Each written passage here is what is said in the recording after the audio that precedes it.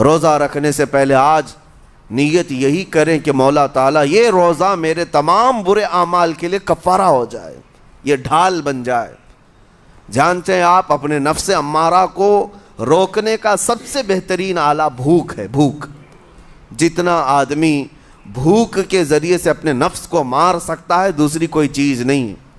آپ دیکھیں اس رمضان المبارک میں بہت ساری حلال چیزیں آپ کو حرام کر دی گئی ہیں، یعنی سحری سے لے کر افطاری تک۔ میں یہ نہیں کہہ رہا کہ شراب پینا حرام ہے، نشہ کرنا حرام ہے، وہ تو پوری زندگی بھر حرام ہے، لیکن آپ کو چاول روٹی تو حلال ہے نا، سبزے سیب پھل فروٹ تو حلال ہے، لیکن یہ حلال چیزیں بھی اللہ نے آپ پر حرام رکھی ہیں، روزے کے عالم میں نہیں کھا سکتے۔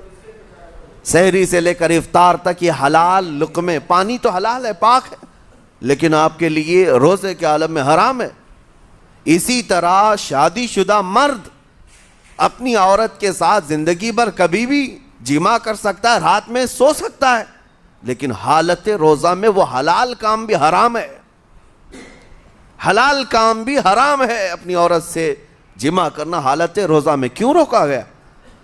کھانا پینا بھی حلال تھا، عورتوں کے ساتھ شباشی بھی حلال تھی، لیکن روزے کے عالم میں ان حلال چیزوں کو روکا گیا۔ تو آپ سوچ سکتے ہیں اس چیز کو، سوچ سکتے؟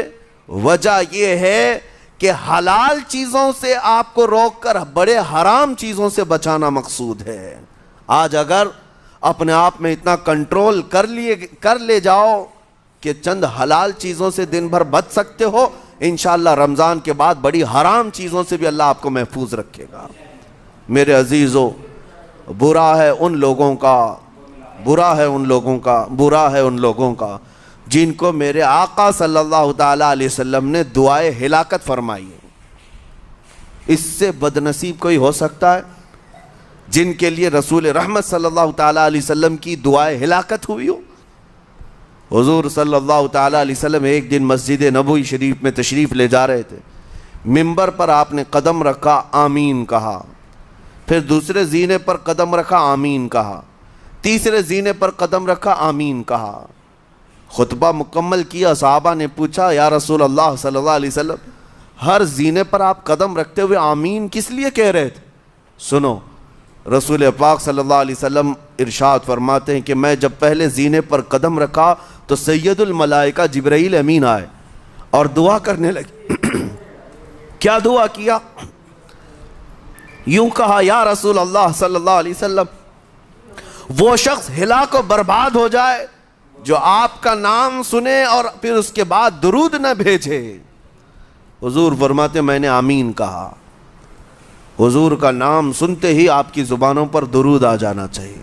اللہم صلی علی سیدنا محمد وآلہ وصحبہ وبارک وسلم۔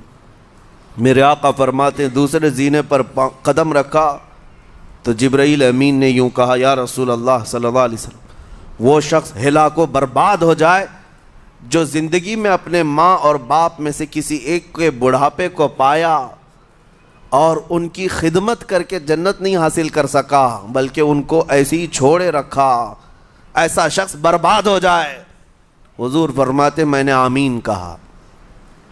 پھر جبرائیل امین نے کہا، تیسرے زینے پر قدم رکھتے ہی میرے آقا فرماتے ہیں جبرائیل نے یوں دعا کی کہ اے اللہ کے رسول وہ شخص ہلاک و برباد ہو جائے جو رمضان کا مہینہ پایا لیکن اس کا ادب نہیں کر سکا، اس کا احترام نہیں کر سکا۔ حضور فرماتے میں نے اس پر بھی آمین کہا۔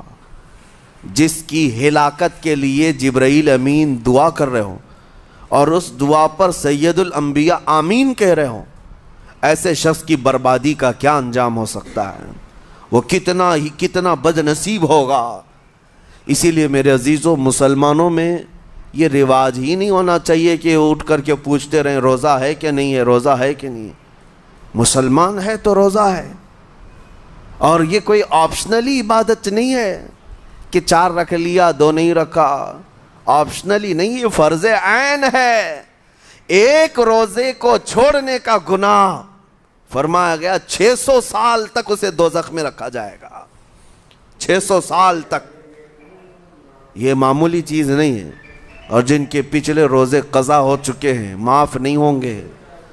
تھپڑ مار لیں گال پہ، توبہ توبہ کر لیں، معاف نہیں ہوں گے. توبہ تو کرنے کے ساتھ ساتھ قضا بھی کرنا ہوگا. جب موقع ملے سال بھر میں اپنے چھوٹے ہوئے روزوں کو واپس کرنا ہے. اس کی اہمیت میں آپ کو بتا دوں، ایک روزہ اگر جان بوجھ کر کے کسی نے توڑا یا چھوڑا تو جانتے ہیں اس کا کفارہ کیا ہے؟ اس کا کفارہ یہ ہے کہ اس کے بدلے میں دوسرے دنوں میں 60 روزے کنٹینیو رکھے. رمضان کا ایک روزہ پورا کرنے کے لیے 60 روزے رکھنے پڑ جائیں گے.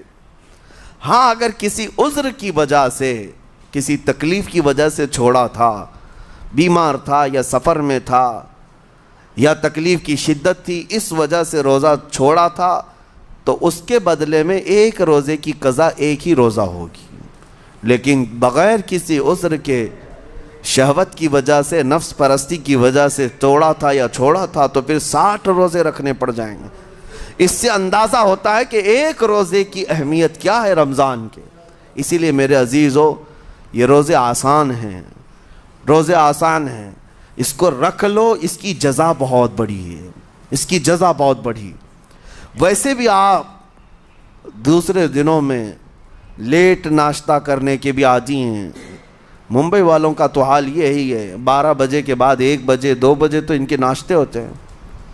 دوپہر کا کھانا تو شام 5 بجے ہو رہا ہوتا ہے. بس وہ ناشتہ سکپ کرنا ہے. دوپہر کے کھانے جو آپ کے ہوتے ہیں اس سے اور تھوڑا ایکسٹینڈ کر لیں تو افطاری کا وقت آ جاتا ہے. کوئی بہت بڑی دقت کی بات نہیں، کوئی بہت بڑے بوجھ کی بات نہیں، آسان ہے. آج الحمدللہ ہمارے 5 سال 6 سال کے بچے روزہ رکھ لیتے ہیں. تو بڑوں کو تو اللہ نے جو طاقت عطا کی ہے، روزہ ہرگز ترک مت کرو.